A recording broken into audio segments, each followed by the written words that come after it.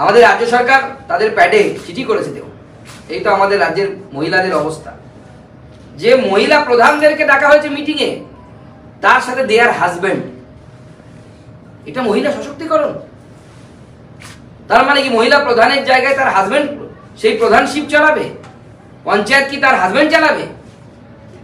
তাহলে আমাদের রাজ্যের মহিলাদেরকে মাননীয় মুখ্যমন্ত্রী কোন জায়গায় নিয়ে যাচ্ছে? মহিলাদের সুরক্ষা নেই, নারী পাচারে প্রথম দিকে মহিলা মহিলা মহিলা নারী নারী করে, এই নারীদের অবস্থা যে তাদের পঞ্চায়েত চালাতে গিয়ে হয় স্বামীর শরণাপন্ন হতে হচ্ছে, স্বামীকে নিয়ে যেতে হবে ট্রেনিংয়ে, একদিকে বাচ্চা মেয়ে সে ধর্ষিতা হচ্ছে, খুন হয়ে যাচ্ছে। ধর্ষণটা তো তাও প্রমাণ সাপেক্ষ, আমি ছেড়ে দিলাম।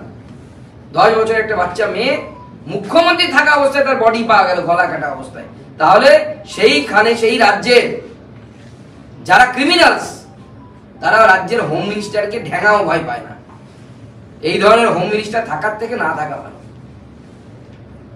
22 তারিখে আপনারা জানেন রাম মন্দির উদ্বোধন হয়েছে, সেই জন্য রাজ্যের বিভিন্ন জায়গায় গোটা দেশের মতো নানা রকম আনন্দ উৎসব অনুষ্ঠান করা হয়েছে হিন্দুদের তরফ থেকে, সনাতনীদের তরফ থেকে। আমরা জানি যে মধ্য হাওড়াতে 17 নম্বর ওয়ার্ডে সেখানে 24শে জানুয়ারি ঠিক এই ধরনের একটা অনুষ্ঠান করা হয়েছে। আমরা তাতে দেখলাম অন্য একটি ধর্মীয় সম্প্রদায়ের মানুষ মিছিল করে এলো, ভাঙচুর হলো, মন্দিরের মূর্তি ভেঙে দেওয়া হলো, পুলিশ মার খেয়ে পালালো। এর আগে এই হাওড়াতে আমরা উড়ন্ত লুঙ্গির দুরন্ত লাট দেখেছিলাম, পুলিশকে পরে দেখেছিলাম খাবারের ব্যাগ নিয়ে তাদের বাড়িতে যাওয়ার জন্য যারা পুলিশকে লাথি মেরেছিল। মূর্তি ভাঙা হলো, মন্দির ভাঙা হলো। আমি 26 তারিখে যেতে গেলাম দেখা করার জন্য, মানুষের সাথে কনফিডেন্স দেওয়ার জন্য, 144 ধারার অজুহাত দিয়ে আমাকে আটকে দেওয়া হলো। গতকাল রাতে কুচবিহারে দিনহাটাতে রাম মন্দির তৈরি হচ্ছে, সেই রাম মন্দিরের পাথর সরঞ্জাম এগুলো সমস্ত কিছু ভেঙে দেওয়া হলো।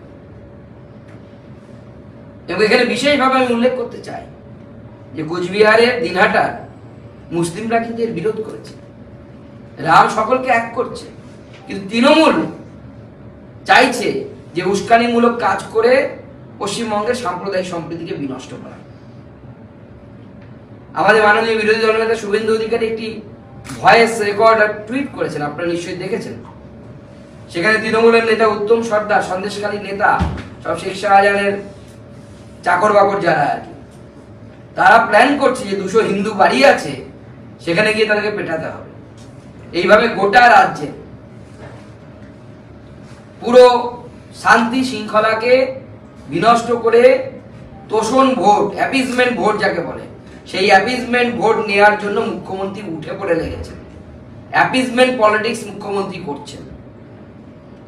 আজকে মুখ্যমন্ত্রী বড় বড় কথা বলেছেন, 21শে ফেব্রুয়ারির মধ্যে দিয়ে টাকা দিয়ে দেবেন নাকি, যারা 100 দিনের কাজ করেছেন তাদেরকে টাকা দিয়ে দেবেন।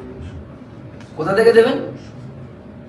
আপনার রাজ্যের যা রেভিনিউ সেই টাকা দিয়ে তো আপনি দিতে পারবেন না। তাহলে আপনার উপায় কি? হয় পাউচ প্যাক, না হয় ডিয়ার লটারি, এখান থেকে আপনাকে পয়সা নিতে হবে। অথবা কেন্দ্রের টাকা, ঠিক যেরকম আপনি করেন ম্যাজিক, বেন্ডিট লাইক বেগাম, আমরা সিনেমা দেখেছিলাম এক সময়, সেরকম কেন্দ্রের টাকা যে ফান্ডের জন্য আসে ঘুরিয়ে অন্য ফান্ডে পাঠিয়ে দেন। এছাড়া তো আপনার কাছে কোনো উপায় থাকবে না। আর আমরা সেদিন ক্যাগের রিপোর্ট, সিএজি রিপোর্ট তো সামনে তুলে ধরেছি আপনাদের যে কি পরিমাণ দুর্নীতি হয়েছে। এবং এই সরকার দুর্নীতি রন্ধে রন্ধে প্রতিদিন একটা করে এপিসোড করা যাবে। আজকে আবার একটা দুর্নীতি মুখ আপনাদের সামনে তুলে ধরছি মুখ্যমন্ত্রী এবং তার সরকারের। এই রাজ্যে প্রধানমন্ত্রী ফসল বীমা যোজনা মুখ্যমন্ত্রী চালু হতে দেননি। তিনি বড় বড় কথা বলেছেন। ওনার টুইট ছিল 19 থেকে এখনো পর্যন্ত উনি নাকি 85 লক্ষ কৃষককে 2400 কোটি টাকা উনি পশ্চিমবঙ্গ যে ফসল বীমা যোজনা তার মাধ্যমে, শস্য বীমা যোজনা বিএসবি যাকে বলে, বাংলা শস্য বীমা যোজনার মাধ্যমে নাকি উনি দিয়েছেন। আজকে আমরা আপনাদের সামনে শুধুমাত্র একটি ব্লকের প্রতিনিধিত্বমূলক 5টি অঞ্চল থেকে আমরা কয়েকটি তথ্য প্রমাণ তুলে ধরছি যে কেন প্রধানমন্ত্রী শস্য ফসল বীমা যোজনা মুখ্যমন্ত্রী চালু করতে দিচ্ছেন না এবং সেখানে কিভাবে দুর্নীতি হচ্ছে। অতএব এখনো পর্যন্ত এই 2400 কোটি টাকার দুর্নীতি হয়েছে পশ্চিমবঙ্গে এই বাংলা শস্য বীমা যোজনায়, এবং সেই জন্য তিনি ফসল বীমা যোজনা চালু করতে দিচ্ছেন না। এক এক করে শুরু করছি, আপনাদের সামনে কয়েকটি প্রমাণ আমরা হাতে তুলে দিচ্ছি। একজন গ্রাহক এই ফসল বীমা যোজনা, তার নাম বিনাপানি দাস। কে সেই বিনাপানি দাস? তৃণমূল আবার পরিবার ছাড়া কিছু বোঝে না। পরিবার সব, পরিবার ধ্যান, পরিবার জ্ঞান, পরিবার চিন্তামণি। ইনি তৃণমূলের একজন জেলা পরিষদ সদস্যার শাশুড়ি। তিনি দেখাচ্ছেন, এই যে তার ডকুমেন্ট, তিনি দেখাচ্ছেন যে তার ডাক নাম্বারে জেল নাম্বার 39-এ তার 3 একর জমি আছে। 3 একর, 3.02। সেই জন্য তিনি সরকারের কাছ থেকে খরা হয়েছে, ফসল বীমা পাবেন। কত টাকা পাচ্ছেন? প্রায় 96,600 টাকা, মানে প্রায় 1 লক্ষ টাকা। আচ্ছা, এবার চলে আসুন মুখ্যমন্ত্রী নিজের তৈরি করা বাংলার ভূমি। সেই বাংলার ভূমিতে 39 নাম্বার ডাক নাম্বার, 39 নাম্বার ডাক নাম্বার, জেল নাম্বার 39। দেখুন, টাইপ অফ জমি, শ্রেণী কি? ভিটি। ভিটি মানে বসত বাড়ির জমি, যেখানে চাষাবাদ করা সম্ভব না। সেই ডাক নাম্বার দেখি 1 লক্ষ টাকা নিয়ে নেওয়া হচ্ছে। শুধু তাই নয়, এই দাগে বিনাপানির বা ম্যাডামের কোনো জমি নেই। এই দাগ নাম্বারে কাদের জমি আছে? কৃষ্ণ মুর্মু, গোসাই মুর্মু, দশরথ মুর্মু, বলাই হেমব্রম, লক্ষ্মী মুর্মু, সুফল মুর্মু। Tribal land. এখানে বিনাপানি দাসের জমি থাকতে পারে না। সেই দাগ নাম্বার দেখিয়ে বিনা পানিতে কামাই করে নিচ্ছে 1 লক্ষ টাকা। মুখ্যমন্ত্রীর অনুপ্রেরণা। নাম্বার 1। কত ধরনের চুরি হতে পারে এক এক করে দেখবেন আপনারা। আসুন, এপিসোড তৈরি করা যাবে, সিরিয়াল করতে পারেন। দ্বিতীয় কীর্তিমান শেফালি সাধু, সুকুমার সাধু রাজনগরের পূর্ত কর্মাধ্যক্ষের স্ত্রী। ওই যে বললাম পরিবার চিন্তামণি, তাছাড়া কিছু বোঝেন না। এনাদেরও যথারীতি দেখা যাচ্ছে উনি ওই jail number, same jail number 90, jail number 90, তাতে দেখাচ্ছে ওনার জমি আছে যে প্রায় 5 একর, 5.2। প্রাপ্য টাকা ওনার 1,66,400 টাকা, জনগণের টাকা। এবার শেফালি সাধু, দিদিরই তৈরি বাংলার ভূমি। বাংলার মাটি মানুষের তো কিছুই রাখেনি, ভূমিটা চুরি করে ফেললেন, মাটি চুরি। তাতে দেখা যাচ্ছে শেফালি সাধুর জমির পরিমাণ হচ্ছে 0.13 একর। মানে যার 0.13 একর জমি, সে নিজের জমি 5 একর দেখিয়ে আপনার আমার ট্যাক্সের টাকা চুরি করে নিচ্ছে। এবং কত টাকা? 1,66,000 টাকা। আসুন, পরের জন তাঁতিপাড়া অঞ্চল টিএমসি সভাপতি বিদ্যুৎ বন্দ্যোপাধ্যায়। বিদ্যুৎ বাবু কি কীর্তিমান করেছেন? তিনি দেখাচ্ছেন তার জেল নাম্বার 45-এ অর্থাৎ 45-এ তার জমির পরিমাণ হচ্ছে 2.87 একর, মানে প্রায় 3 একর। তার জন্য স্বাভাবিকভাবে তিনি 91,840 টাকা পেয়েছেন।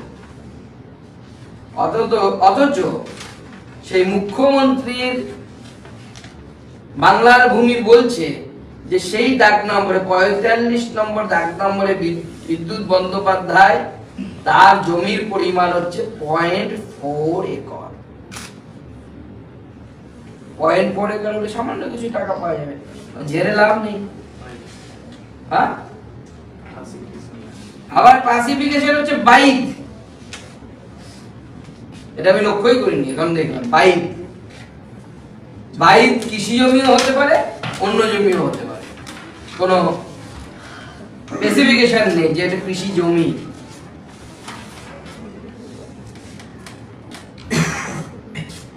রিয়াশ্রী দাস প্রাক্তন জেলা পরিষদ সদস্য, তিনি দেখাচ্ছেন তার জমির পরিমাণ দাগ নাম্বার 90, তাতে 3.03 একর, 3 একর ধরে নিলাম। তিনি 96,640 টাকা প্রাপক, তারও জমি বাইক, জমির কৃষি জমি কিনা বোঝা যাচ্ছে না, 1 নম্বর। দ্বিতীয় হচ্ছে রিয়াশ্রী দাসের জমির পরিমাণ রাজ্য সরকারের ডকুমেন্ট বলছে সেম দাগ নাম্বারে 0.0600। চুরি মানে কি পরিমাণ চুরি আপনারা দেখতে পাচ্ছেন। লাস্ট আমি একটা তুলে ধরছি, আরো এরকম অনেক আছে আমাদের কাছে, আমরা স্যাম্পল হিসেবে তুলে নিয়ে এসেছি কয়েকটা।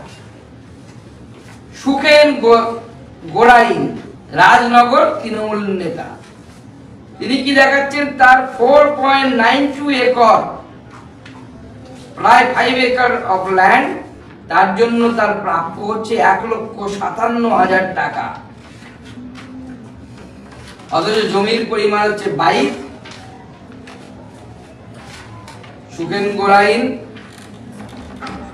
সুখেন গোড়াইনের জমির পরিমাণ দেখা যাচ্ছে রাজ্য সরকারি ওয়েবসাইটে 0.05।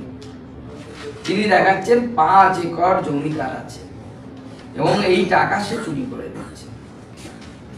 এই যে বিপুল পরিমাণ চুরি, এবং আমরা বলি রনে বনে জলে জঙ্গলে যেখানে সুযোগ পাবে সেখানেই চুরি করি, তৃণমূলের মোটো কোন জায়গা বাদ রাখেনি দুর্নীতি, এবং এই জন্য টাকা আটকে আছে, আটকে যাচ্ছে।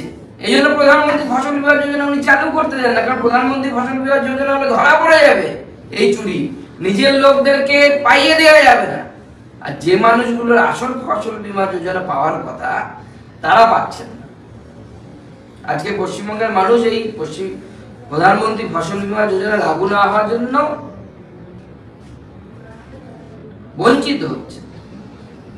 সেদিন মুখ্যমন্ত্রী জল জানতে বললেন, আমরা সব ইউটিলাইজেশন সার্টিফিকেট পাঠিয়ে দিয়েছি। আপনারা সাংবাদিক বন্ধুদের কাছ থেকে খোঁজ নেব, বা আমি অনুরোধ করবো আপনারা খোঁজ নিন।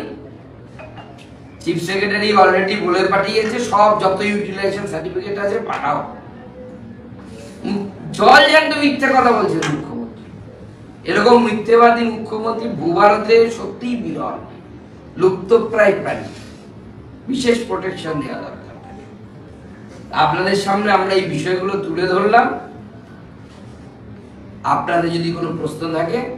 কিন্তু এই সরকার যে দুর্নীতির সরকার, এটা আমরা বারবার প্রমাণ করছি, আরো একবার প্রমাণিত হলো। এবং এই ফসল বীমা যোজনা বিএসবি, তাতেও যে দুর্নীতি করেছে রাজ্য সরকার, চুরি করেছে, সেটা পুরো সবার সামনে একদম জলের মতো পরিষ্কার হয়ে গেল। এই নিয়ে আগামী দিনে আমরা পিআইএল করব এবং সিবিআই তদন্ত চাইবো, কারণ এটা প্রায় 2,400 কোটি টাকার দুর্নীতি। 2G থেকে বেশি মনে হচ্ছে দেখে, প্রিলিমিনারি যা বেরিয়েছে বড় দুর্নীতি। আমরা সিবিআই তদন্ত চাইবো পিআইএল করে, কারণ জনগণের টাকা এইভাবে ওড়ানো যায় না। সুব্রতবাবু, আপনাদের কাছে যে অভিযোগ পড়েছে বিএসবি টাকা খরচের বিষয় বা তছরূপের বিষয়, সেক্ষেত্রে কোন সময়কাল, মানে আপনাদের অভিযোগগুলির ক্ষেত্রে কোনো 3 বছর, 5 বছর, তৃতীয় তৃণমূল সরকার বা দ্বিতীয় থেকে, না, আপনাদের সামনে 2023-এর ডকুমেন্ট তুলে ধরেছে। গত বছর? হ্যাঁ, গত বছরের ডকুমেন্ট। এবং এই টুইট হচ্ছে আপনার 17 তারিখে, 17/10/2023, তাহলে উনি টুইট করেছেন। তো এত টুইট করছেন, এত টাকা নাকি উনি দিয়েছেন, এটা চুরি হয়েছে। আমি জানি না ঘুরপথে আবার সাইফন হয়ে এই টাকা উপরে কালীঘাটে ফিরে আসে কিনা। সেক্ষেত্রে এটা তো কেন্দ্রীয় মাত্র 2023, মানে এটা 3টে টার্ম চলছে, তো তাহলে কি মনে করছেন প্রথম থেকে একদম সেটারই তো total amount, summation amount is 2400 crore, 2400 কোটি টাকা। এবং এবছর দিয়েছেন উনি 197 কোটি টাকা।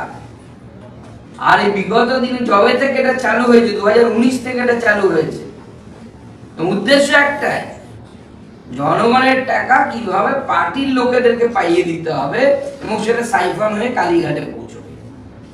যদি নরেন্দ্র মোদী প্রধানমন্ত্রী ফসল বীমা যোজনা হয় তাহলে এভাবে চুরি করা যাবে না। এই যেভাবে চুরি হয়েছে আমরা দেখতে পাচ্ছি। এর আগেও বিভিন্ন কেন্দ্রীয় প্রকল্প এ রাজ্যের রূপায়ণের ক্ষেত্রে দেখা গেছে একাধিক ক্ষেত্রে কেন্দ্রীয় বিভিন্ন এজেন্সি দিয়ে তদন্ত চলছে। যে সময়কালে দাঁড়িয়ে রাজ্যের মন্ত্রীরা তারা জেলে যাচ্ছেন দুর্নীতির দায়, সেই সময়কালেও নতুন করে এই ধরনের যে চুরির অভিযোগ উঠে আসছে, তাতে কি মনে হচ্ছে রকম ফের পাল্টাচ্ছে রাজ্য শাসক দল? দেখুন, রাজ্য সরকার চুরিতে নানা রকমের ডাইভার্সিটি আছে, বৈচিত্র্যের মধ্যে ঐক্য। আমরা ছোটবেলায় ইতিহাসে পড়তাম ভারতবর্ষে নাকি বৈচিত্র্যের মধ্যে ঐক্য আছে, তো ঐক্যটা এক জায়গায়, সবার মাথা কিন্তু সেই হীরক রানী।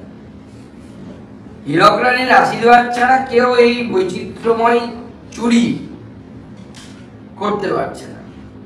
একবার করে ধরা পড়ছে, আমার নতুন করে বৈচিত্র্যময় চুরির কিছু না কিছু ব্যবস্থা হচ্ছে। ট্যাক্সের টাকা, জনগণের ট্যাক্সের টাকা, সেই টাকা এইভাবে সাইফন হয়ে যাচ্ছে দিনের পর দিন। 2400 কোটি টাকার মধ্যে কত টাকা আদপে দেওয়া উচিত ছিল, এবং সেটা centrally Bajaj alliance general insurance company থেকে নেওয়া হচ্ছে। তো স্বাভাবিকভাবে এই টাকা কতটা এদের পাওয়া উচিত ছিল, কতটা পেয়েছে তার কয়েক গুণ বেশি পেয়েছে। জমি নেই, টাকা নিয়ে নিচ্ছে, জমি নেই তাদের। যে পরিমাণ জমি আছে, কেউ হয়তো 500 টাকা পেত, কেউ হয়তো 5000 টাকা পেত, সে ক্লেম করছে 1,66,000 টাকা সে পাবে। দাদা, সরকারের কাছে টাকা নেই বলা হচ্ছে, কিন্তু মুখ্যমন্ত্রী যে টাকা দেবেন বলছেন 100 দিনের টাকা, এই যে দুর্নীতিগুলো ঘটছে, এই টাকাগুলোই কি যাবে তাদের কাছে 100 দিনের যারা? দেখুন, রাজ্য সরকারের ভান্ডারের যে অবস্থা, টাকা দেওয়ার ক্ষমতা রাজ্য সরকারের নেই। আইদার ওই মদের tax, pouch pack, dear lottery টাকা, অথবা কেন্দ্র সরকারের টাকা সাইফন করবেন অন্য জায়গায়, যেরকম করেন উনি। কেন্দ্রীয় বঞ্চনার দাবিতে মুখ্যমন্ত্রী মমতা বন্দ্যোপাধ্যায় ধর্ণা আজকে দ্বিতীয় দিনে পড়ল, কি বলবেন? ধর্নার কিছুই কারণ নেই, উনি হিসেব দিন না। ধর্না করে কি হবে? ইউটিলাইজেশন সার্টিফিকেটটা বের করতে বলুন। ইউটিলাইজেশন সার্টিফিকেট বের করলে পরেই তো সমস্ত সমস্যার সমাধান হয়ে যায়। উনি ইউটিলাইজেশন সার্টিফিকেট এখনো দিতে পারছেন না, শুধু ধর্না দিয়ে যাচ্ছেন। ধর্না দিয়ে তো লাভ হবে না। আর ধর্নাতে ওখানে তো বসে বসে পার্টির বিভিন্ন নেতাদেরকে ডেকে ডেকে লোকসভা ভোটের মিটিং করছে, ধর্না তো দেখানোর জন্য। আর আমরা তো গতকাল দেখছিলাম যে বড় বড় স্করপিও গাড়ি নিয়ে 1000-1500 লোক ডেকেছিলেন, তো কত 11 লক্ষ লোকেরা, কত লোকেরা উনি আনবেন, 1100 লোক হয়নি। আর এই দেশের এই অবস্থা যে বড় বড় স্করপিও, কালো কালো রঙের সব বড় বড় গাড়ি নিয়ে আসছে, তারা প্রধানমন্ত্রী আবাস যোজনার ঘর চাইছে, 100 দিনের কাজ চাইছে।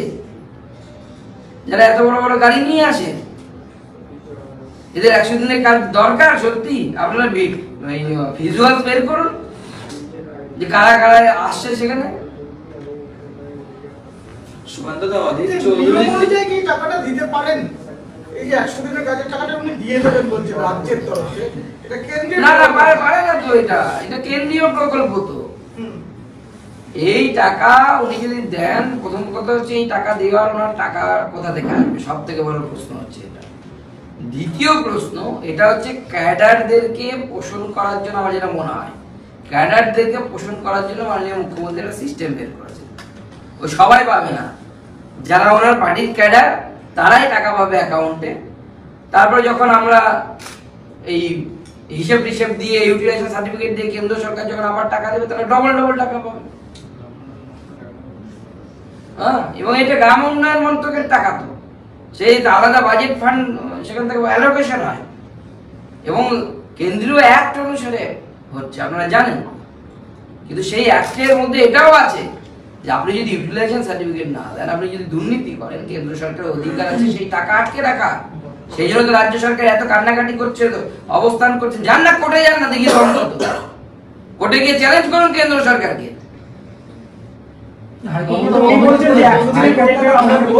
একশো দিনের কাজটা আমরা দেবো এবং আবার ১৪ টাকা আমরা দেবো, কেন্দ্রের টাকা দরকার নেই উনি বলছেন। ভোট আসছে, এখন অনেক মিথ্যে কথা বলতে হয়। উনি যেমন মিথ্যে কথা বলে ইউটিলাইজেশন সার্টিফিকেট কিছু উনি সব দিয়ে দিয়েছেন, অথচ ওনার চিফ সেক্রেটারি বিভিন্ন জায়গায় বহন করে বলছেন যে সব ইউটিলাইজেশন সার্টিফিকেট পাঠাবো যত আছে। অধীর চৌধুরী তিনি বলছেন যে ইডি সিবিআই কে ঝোলা করে টাকা দিয়ে আসছে তৃণমূল, তাই এজেন্সির তৎপরতা কমে যাচ্ছে। অধীরবাবু কেন্দ্রীয় সরকারে ছিলেন, কেন্দ্রীয় মন্ত্রী ছিলেন, তখন হয়তো উনিও ঝোলা করে নিতেন, তাই ভাবছেন। এখনো বুঝি সেরকম হয়। ওটা কংগ্রেস গভর্নমেন্ট ছিল, তখন কমনওয়েলথ গেমসে ছাতার দামের থেকে বেশি টাকা দিয়ে ছাতা ভাড়া নেওয়া হতো। এই সময় হয় না, ওরকম করা যায় না। ইডিকে মমতা বন্দ্যোপাধ্যায় বলছেন ইলেকশন ডিপার্টমেন্ট, আজ আমাদের সংবিধান বিপর্যস্ত, ইডিটা হচ্ছে ইলেকশন ডিপার্টমেন্ট।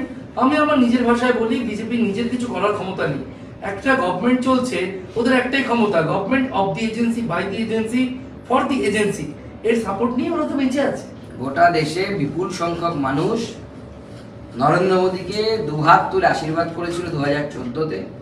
19-এ সিট বেড়েছে, 24-এ এর থেকেও বেশি হবে। 303-এ ছিলাম আমরা একক ক্ষমতায়, তার থেকেও বেশি। উনি কি কোন ছাড়, ওনার কাছের বন্ধু পিকে প্রশান্ত কিশোর, তিনি তো ডাইরেক্ট বলে দিচ্ছেন যে মোদীজির সরকার হবে। এবং ওনাকে মাথায় রাখতে বলবেন যে উনি চুরি করবেন, ওনার ভাইপো চুরি করবে, আর ইডি সিবিআই কিছু করবে না। এটা আগে হতো, চৌকিদার এখন আছে, চুরি করলে শাস্তি পেতে হবে। মুখ্যমন্ত্রী জেলে গেছে, একজন জমি চুরি করে জেলে গেছে, একজন মদ চুরি করে, মদ নিয়ে দুর্নীতি করে জেলে যাওয়ার জন্য অপেক্ষা করছে। এবং আমাদের মুখ্যমন্ত্রী যিনি হীরক রানী, তিনি যে সরকার চালাচ্ছেন, তার যা পরিস্থিতি, আগামী দিনে ওনাকে চম্পাই ব্যানার্জি খুঁজতে হবে না, এরকম কোনো সিকিউরিটি আমি তো পাচ্ছি না। ওনার সরকার হচ্ছে ফর দ্য চোর, বাই দ্য চোর। ওনার সরকার হচ্ছে চোরেদের জন্য, চোরেদের দ্বারা নির্বাচিত সরকার এবং চোরেদের সরকার। তো এই সরকার আগামী দিনে গোটা ভারতবর্ষের রেকর্ড করবে দুর্নীতিতে। আমরা একটা একটা করে আনছি, যে একটা এলো, এটা শুধু একটা ব্লকের দুর্নীতি আপনারা দেখলেন, তাহলে গোটা রাজ্যে এই ফসল বীমা যোজনা নিয়ে কি পরিমাণ দুর্নীতি হয়েছে আপনারা ভাবুন। পার্থ চট্টোপাধ্যায় জামিনের বিরোধিতা করে জোরালো সওয়াল করলো সিবিআই। তারা বললেন যে শিক্ষক সমাজ গড়েন, যেভাবে অযোগ্য প্রার্থীদের শিক্ষক করা হয়েছে, তাদের সমাজটা কোথায় যাবে? গোটা নিয়োগ দুর্নীতির ছবিতেই তো জুড়ে রয়েছেন পার্থ চট্টোপাধ্যায়, বলছে সিবিআই। দেখুন, এই নিয়োগ প্রক্রিয়া পার্থবাবুর নির্দেশে অবশ্যই হয়েছে। পার্থবাবু কিংপিন, এর আগেও তদন্তকারী সংস্থা বলেছে।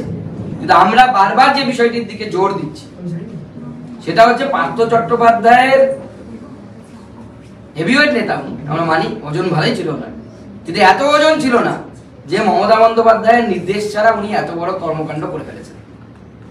মমতা বন্দ্যোপাধ্যায়ের অনুপ্রেরণা এবং নির্দেশ ছাড়া, মুখ্যমন্ত্রীর নির্দেশ এবং অনুপ্রেরণা ছাড়া কোনো শিক্ষামন্ত্রী এই ধরনের কাজ করতে পারে না। আমার মনে হয় তদন্তকারী সংস্থাকে সেই দিকে ভাবনা চিন্তা করা উচিত। এই শুনানিতেই সিবিআই তরফে জানানো হচ্ছে, যারা দুর্নীতিতে থাকতে চাইতেন না, প্রশ্ন তুলতেন, কাগজ চাইতেন, তাদের পদত্যাগ করতে বাধ্য করা হতো, হুমকিও দেওয়া হতো। উদাহরণস্বরূপ 2020-এর 8ই জানুয়ারি পার্থ চট্টোপাধ্যায়ের বাড়িতে বৈঠক থেকে এক আধিকারিককে পদত্যাগ করতে বাধ্য করা হয়েছিল, উদাহরণ দিচ্ছে সিবিআই। সে তো সিবিআই কোর্টের সামনে যা বলার, ওনার জামিন বাতিল করার জন্য সেটা বলছে। কিন্তু বারবার যে পয়েন্টটি আমি তুলতে চাইছি, পার্থ চট্টোপাধ্যায় এত সাহস পেলেন কোথা থেকে? কারণ এই দলের তো মুখ্যমন্ত্রী বলেন যে 294টি সিটে উনিই প্রার্থী, উনিই সব। আমরা বলি একটাই পোস্ট, বাকি সব ব্ল্যাঙ্ক পোস্ট। তো সেই দলে একজন নেতা পার্থ চট্টোপাধ্যায়, তিনি এই কাজ করবে, এ তো ওনার নির্দেশ ছাড়া, মুখ্যমন্ত্রীর নির্দেশ ছাড়া বিচারযোগ্য নয়, অবিশ্বাস্য মনে হচ্ছে। সুকান্তদা, পরপর দুদিন মাধ্যমিকের পরীক্ষার প্রশ্নপত্র ভাইরাল হলো, কিছুক্ষণ আগে সাংবাদিক বৈঠক করে পর্ষদ সভাপতি বলছেন যে এটা চক্রান্ত, বোর্ডকে বিপদে ফেলার জন্য উদ্দেশ্য প্রণোদিতভাবে গোটা ঘটনা। না, এখন তো মাধ্যমিকের নাম পরিবর্তন হয়ে গেছে, আপনারা ঠিক জানেন না, এখন মাধ্যমিক সবসময় লিখই হবে কোশ্চেন, তো এ তো নতুন কিছু নয়। তারপর এখন বর্তমান শিক্ষামন্ত্রী তিনি দেখছেন, এবং সেই শিক্ষামন্ত্রী তো আমরা রেকর্ড জানি, এর আগেও আমরা দেখেছি উনি যখন শিক্ষামন্ত্রী ছিলেন গত বছরও লিক হয়েছিল। তো আমরা ওনার এই কনসিস্টেন্ট পারফরমেন্সের জন্য ওনাকে কংগ্রাচুলেশন জানাই। আমি আমার পার্টিকে বলবো যে ওনাকে একটু গোলাপ ফুল পাঠাতে, তোরা পাঠাতে, এই যে কনসিস্টেন্টলি উনি প্রতি বছর মাধ্যমিকের প্রশ্ন লিক করতে পারছেন বা ওনার আমলে লিক হচ্ছে, তার জন্য ওনার অবশ্যই পুরস্কার প্রাপ্ত। কিন্তু এটা চক্রান্ত বলা হচ্ছে, পর্ষদ সভাপতি বলছেন এটা চক্রান্ত, পর্ষদকে বিপদে ফেলছে। দেখুন, চক্রান্ত তো যদি কেউ করে থাকে তা ধরার দায়িত্ব কি বিজেপির নাকি? আমরা ধরবো কি? ওনাকে পর্ষদ সভাপতি করা হয়েছে কিসের জন্য? রাজ্যের পাওনা বকেয়া নিয়ে আজ কেন্দ্রের সঙ্গে বৈঠক করে আজ রাজ্যে ফিরলেন রাজ্যপাল সিভি আনন্দ বোস।